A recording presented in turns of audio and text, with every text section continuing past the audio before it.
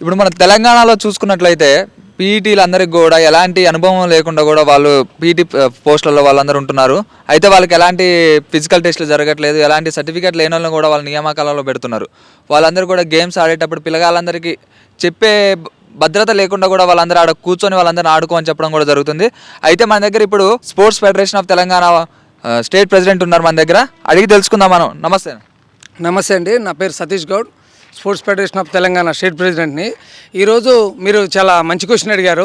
విషయం ఏంటంటే తెలంగాణలో పీఈటీ నియామకాలు జరుగుతున్నాయి. గతంలో కూడా గురుకుల నోటిఫికేషన్ వచ్చింది, తర్వాత డిఎస్సి నోటిఫికేషన్ కూడా వచ్చింది. ఏ నోటిఫికేషన్లో కూడా నిజమైన క్రీడాకారుడికి జాబ్ వచ్చిన పరిస్థితి లేదు. ఎందుకు అంటే తెలంగాణలో ఎగ్జామ్ ప్యాటర్న్ పెట్టి ఓన్లీ ఎగ్జామ్ ద్వారానే పీఈటీ నియామకం చేసుకుంటున్నారు తప్ప పీఈటీకి సామర్థ్యం ఉందా, అతను అసలు సర్టిఫికేటు కొనుక్కొని వచ్చిండా, లేకపోతే కష్టపడి సాధించుకొని తెచ్చిన సర్టిఫికేటా, అసలు తెలంగాణలో ట్రైనింగ్ చేసిండా లేదా, తెలంగాణలో 26 ఫిజికల్ ఎడ్యుకేషన్ కళాశాలలు ఉన్నాయి, ఏ కళాశాలలో చదివిండు అనే ఒక గుర్తింపు కలిగిన కళాశాలలో చదివి ఫిజికల్ ఫిట్నెస్ యాక్టివిటీస్ ఉండాలి.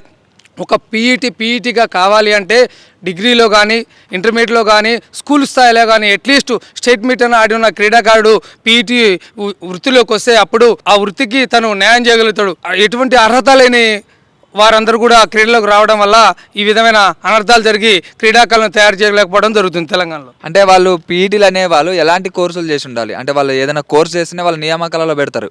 కోర్స్ చేసి ఎగ్జామ్స్ రాసి అలాగే అన్నింటిలో టెస్ట్లలో ఫిజికల్ టెస్ట్లలో పాస్ అయితేనే వాళ్ళని ఎగ్జామ్లో పీఈటీకి పోస్ట్ చేస్తారు. అంటే వాళ్ళు ఏ కోర్సులు చేసి ఉండాలి? ప్రధానంగా చెప్పే విషయం ఏంటంటే పీఈటీ కావాలంటే ఎన్సిటీ నామ్స్ ప్రకారం అట్లీస్ట్ డిస్ట్రిక్ట్ మీట్ కానీ స్టేట్ మీట్ కానీ స్కూల్ గేమ్స్ కానీ లేకపోతే అసోసియేషన్స్ యూనివర్సిటీస్ ఇటువంటి గేమ్స్లలో రికగ్నైజ్డ్ సర్టిఫికేట్ ఏదైనా ఒకటి స్టేట్ మీట్ లెవెల్లో ఆడి ఉంటే వారిని పీఈటీగా అప్లికేషన్ చేసుకోవడానికి అర్హులు అవుతారు. కానీ మన తెలంగాణలో పీసెట్ అప్లికేషన్లో కూడా అది అప్లికేషన్ అనేది తీసేసి జనరల్ విద్యార్థులందరూ కూడా అవకాశం రావడం వల్ల ప్రతి ఒక్కరు ఎవరైనా కూడా ఇప్పుడు ప్రథమంగా చూసుకుంటే మనకి బీటెక్స్ తర్వాత ఎంఫార్మసీ బీఫార్మసీ చేసిన వాళ్ళు కూడా బీపీడీలోకి వచ్చి పీఈటీలు కావడం జరుగుతుంది. దానివల్ల వాళ్ళు క్రీడాకారులకి ఎటువంటి క్రీడా నైపుణ్యాలు నేర్పే పరిస్థితి లేదు. చెట్టు కింద కూర్చొని బాల్ ఇచ్చేసి ఆడుకోపోండి అని చెప్పి పరిస్థితి ఈరోజు తెలంగాణ ఏర్పడింది. దానివల్ల ఇప్పుడు గత 2018 నోటిఫికేషన్ నుంచి ఈ రోజు వరకు కూడా మన తెలంగాణ గవర్నమెంట్ పీఈటీల నియామకం జరిపింది. ఏ స్కూల్లో కూడా పిల్లలు నేషనల్స్ కానీ సీనియర్ నేషనల్స్ కానీ అదేవిధంగా ఇంటర్నేషనల్ స్థాయిలో స్కూల్ గేమ్స్లో ప్రతిభ కనపరిచిన చరిత్ర ఎక్కడ కూడా లేదు. రీసెంట్గా చేసిన క్రీడాకారులు ఎవరు కూడా రీసెంట్గా జాయిన్ అయిన పీఈటీల దగ్గర నుంచి ఎక్కడి నుంచి కూడా రిజల్ట్ రాకపోవడం ఇదే మెయిన్ కారణం. అయితే ఇప్పుడు చూసుకున్నట్లయితే స్కూల్స్ ఉంటాయి, ప్రాథమిక స్కూల్స్లో కూడా పీఈటీలు అనే పోస్టులు వేయట్లేదు అనమాట. దానిపై మీరు ఏమైనా సమాధానం ఇస్తారు? విషయం ఏంటంటే తెలంగాణలో స్పోర్ట్స్ యూనివర్సిటీని ఎస్టాబ్లిష్ చేస్తున్నాం అని చెప్పేసి ముఖ్యమంత్రి రేవంత్ రెడ్డి గారు మనకి వాగ్దానం చేయడం జరిగింది. దానిపైన కూడా కసరత్తులు జరుగుతున్నాయి తెలంగాణలో. స్పోర్ట్స్ యూనివర్సిటీకి క్రీడాకారులు తయారు కావాలంటే ప్రాథమిక స్థాయి నుంచే విద్యార్థులకి క్రీడా బుద్ధులు నేర్పించాలి. ప్రాథమిక స్థాయి అంటే 1వ తరగతి నుంచి 5వ తరగతి వరకు ప్రాథమిక పాఠశాలలు తెలంగాణలో మినిమం 16,000 స్కూల్స్ ఉన్నాయి. ఏ స్కూల్లో కూడా PET physical education teacher under graduation diploma తోటి ఎవరిని కూడా ఫిల్ చేసిన దాఖలు లేవు. దానివల్ల ఏమవుతుందంటే మనకు ఒక ఎగ్జాంపుల్ ఉంటుంది, మొక్కై వంగనిది మానై వంగున అని చెప్పేసి ఒక ఎగ్జాంపుల్ ఉంటుంది. చిన్నతనంలోనే ఆటలపై వాళ్ళకి ఇంట్రెస్ట్ లేనప్పుడు పై చదువులకు వెళ్ళినప్పుడు వాళ్ళకి ఆ విద్యాబుద్ధులు అనేవి రావు. కాబట్టి ప్రాథమిక స్థాయి నుంచే పీఈటీని నియామకం జరిపిస్తే స్కూళ్ళలో వాళ్ళకి విద్యాబుద్ధులనే అలవాటు అవి క్రీడా విద్యాబుద్ధులు రావడం వల్ల పై స్థాయికి చేరుకొని యూనివర్సిటీ స్థాయిలో కూడా మన ఇప్పుడు పెట్టబోయే స్పోర్ట్స్ యూనివర్సిటీలో కూడా అవకాశాలు వచ్చి విద్యాబుద్ధులు నేర్చుకొని తెలంగాణకి గొప్ప పేరు తీసుకురాగలిగే అవకాశం ఉందని చెప్తున్నా. అలాగే ఇప్పుడు మనం చూసుకున్నట్లయితే పోయిన ఒలింపిక్ గేమ్స్లో కూడా మనకు ఒక గోల్డ్ మెడల్ కూడా రాకపోవడం చాలా ఆశ్చర్యం. అయితే బయట ఉన్న దేశాల్లో ప్రతి ఒక్కళ్ళు కూడా చిన్న స్కూల్స్ నుంచి వాళ్ళందరికీ కూడా గేమ్స్ అనేవి ఒక సబ్జెక్ట్ లాగా చేశారనమాట. మన దగ్గర కూడా ఇప్పుడు చర్యలు తీసుకుంటా అని అంటున్నారు. దానిపై మీరు ఏమని చెప్తారు? తెలంగాణలో చాలా స్టేడియంస్ ఉన్నాయి. ఏ స్టేడియంలో కూడా రెగ్యులర్ కోచెస్ లేకపోవడం వల్ల కాంట్రాక్టు పార్ట్ టైం కోచెస్ వాళ్ళకు వచ్చే అరకొర శాలరీస్తోని వాళ్ళు ఇంట్రెస్ట్ పెట్టక వాళ్ళు నేర్పించాలన్న దృక్పథం ఉన్నా కూడా అక్కడ సదుపాయాలు లేవు. మెయిన్లీ ఏ స్టేడియంలో కూడా క్రీడాకారుడికి కావాల్సిన సదుపాయాలు ఉంటేనే క్రీడాకారుడు తయారవుతాడు. అదే వేరే దేశాలలో చూసుకుంటే వాళ్ళకి క్రీడా సదుపాయాలు అవకాశాలు ఒక నేషనల్ ఆడాలంటే అట్లీస్ట్ 8 సంవత్సరాలు 9 సంవత్సరాలు కష్టపడాలి. అంత కష్టపడ్డ వ్యక్తి మళ్ళా వేరే రూట్కి వెళ్ళాలంటే కష్టం. దీనిలోనే నిలదొక్కుకోవాలి అంటే ఏదైనా అవకాశాలు కల్పించాలి.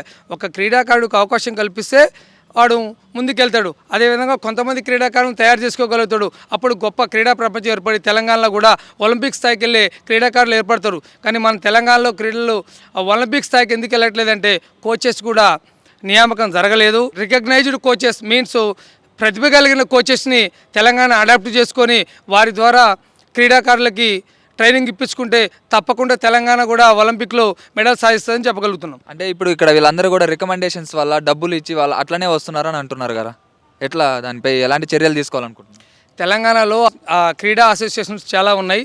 ఈ అసోసియేషన్స్లో కూడా ఆల్రెడీ పాతుకొని పోయి పూర్వం నుంచి ఉన్న వ్యక్తులే ఉన్నారు తప్ప కొత్త నీరు వచ్చినట్టుగా నిజమైన క్రీడాకారులు ఎవరు కూడా వచ్చి దానిలో ఇన్వాల్వ్ అవ్వట్లేదు. ఎందుకు అంటే ఈ క్రీడల వల్ల మాకేం లాభం, మేము అంతా లాస్ అయిపోయినాం, మళ్ళీ వేరే పిల్లల్ని తీసుకొచ్చి అందులో పెట్టి వాళ్ళని మభ్యపెట్టి ఈ విధంగా చేయడం తప్ప వాళ్ళకి ఏ అవకాశాలు రావట్లేదని చెప్పేసి నిస్పృహతో మాట్లాడుతున్నారు. ఎవరిని అడిగినా కూడా క్రీడాకారులు ఇదే విధంగా చెప్పడం జరుగుతుంది. ప్రధానంగా ఏంటంటే మన తెలంగాణ గవర్నమెంట్ రీసెంట్గా 2% రిజర్వేషన్ స్పోర్ట్స్ కోటా ఇచ్చింది. కానీ దానిలో ఏమి ఇచ్చింది, కానిస్టేబుల్ అట్లీస్ట్ చిన్న పోస్ట్ అయిన కానిస్టేబుల్లో కూడా senior national, multinational, junior national అనే క్రీడాకారులకే అవకాశాలు ఇచ్చింది. All Indian inter university, school games, under-19 nationals, ఈ విధంగా ఎన్నో రకాల నేషనల్స్ ఉన్నాయి. ఇటువంటికి అచీవ్మెంట్ సాధించిన క్రీడాకారులకు కూడా కానిస్టేబుల్ ఇవ్వకపోతే క్రీడలు ఇంకెక్కడ మరుగున పడిపోతే ఇంకేముంటుంది? క్రీడాకారుడు తయారు కావాలంటే ఆర్డర్ బేస్ 74 జీవో అని చెప్పేసి మనకు జీవో కూడా ఉంది తెలంగాణలో. ఆ జీవోని మొత్తం ఫాలో కాకుండా పోలీస్ డిపార్ట్మెంటే కట్ చేసి ఇస్తుంది. అదేవిధంగా పంచాయతీ సెక్రటరీలో కూడా ఇదే విధంగా తప్పిదాలు జరిగినాయి. ఈ విధంగా జరగడం వల్ల క్రీడాకారులు నిస్పృహతోటి ముందుకెళ్లే పరిస్థితి లేదు. అలాగే ఇప్పుడు ప్రో కబడ్డీ లీగ్ చూసుకున్నట్టయితే ప్రో కబడ్డీ లీగ్ మొత్తంలో కూడా ఒక్క తెలుగు వాళ్ళు కూడా లేకపోవడం గమనార్థకం. అలాగే మనం చూసుకున్నట్టే తెలుగు టైటాన్స్లో కూడా ఒక్క తెలుగు వ్యక్తి కూడా లేరు. దానిపై మీరు ఎలాంటి సమాధానం ఇస్తారు? ప్రధానంగా చెప్పేది ఏంటంటే కబడ్డీ అనేది ఇండిజినియస్ గేమ్. ఈ ఇండిజినియస్ గేమ్ని ఆడాలంటే బాడీ టు బాడీ కాంటాక్ట్ గేమ్ని ఆడాలంటే దానికి తగ్గ strength, agility, speed, flexibility, personality, కబడ్డీకి వెయిట్ కేటగిరీ ఉంటుంది. ఇవన్నీ కూడా ఉండాలి. తెలంగాణలో మంచి మంచి క్రీడాకారులు ఉన్నారు, కానీ వారికి నేర్పించే కోచెస్లో అంత సామర్థ్యం లేదు. ఇంకొక విషయం ఏంటంటే ఒకవేళ ఉన్నా కూడా వారికి సరైన సదుపాయాలు లేవు క్రీడాకారుడికి. నేను ఇంతకుముందు కూడా చెప్పాను కదా మీకు, ఏమిటి అంటే ఒక క్రీడాకారుడు కొంత మేరకు స్థాయికి వచ్చిన తర్వాత వాడికి అవకాశం అనేది కల్పిస్తే, ఉద్యోగ అవకాశమే కానీ ఉపాధి అవకాశాలే కానీ కల్పిస్తే వాడు ముందుకెళ్ళగలుగుతాడు. సర్టన్ ఏజ్ వచ్చిన తర్వాత ఫ్యామిలీ బర్డెన్ అనేది పడిపోయి క్రీడాకారుడు మానసికంగా, శారీరకంగా రెండు రకాలుగా కుంగిపోయి ఆటని ముందుకు చూపలేకపోతుండు. ఇప్పుడు మనం చూసుకున్నట్టయితే హర్యానా లాంటి రాష్ట్రాలలో ఒక్క యూనివర్సిటీ ఆడితే డైరెక్ట్ కానిస్టేబుల్ జాబ్ ఇస్తాడు. ఓన్లీ ఈవెంట్స్ పార్టిసిపేట్ చేయాలి, ఎగ్జామ్ కూడా ఉండదు. అదేవిధంగా తమిళనాడు కూడా అదే పరిస్థితి. కానీ తెలంగాణలో ఆ పరిస్థితి లేదు. క్రీడాకారుడు ఆటలాడాలి, చదవాలి, రాయాలి, ఇవన్నీ మెంటల్గా, ఫిజికల్గా స్ట్రెచ్ చేయాలంటే చాలా కష్టమైపోతుంది. కాబట్టి తెలంగాణ గవర్నమెంట్ దీనిపైన దృష్టి తీసుకొని కంపల్సరీ క్రీడాకారుడికి ఇంకా మెరుగైన అవకాశాలు ఇచ్చి వాళ్ళని ముందుకు తీసుకెళ్తే తెలుగు క్రీడాకారులు కూడా కబడ్డీ ఆడగలుగుతారని చెప్పగలుగుతున్నా. అంటే ఇప్పుడు మనం చూసుకున్నట్లయితే అన్ని రాష్ట్రాల్లోనే ఇట్లా ఉందా, మన రాష్ట్రంలోనే ఇలా జరుగుతుందా? నార్త్ రాష్ట్రాల్లో స్పోర్ట్స్ పైన చాలా మంచి అవగాహన ఉంది.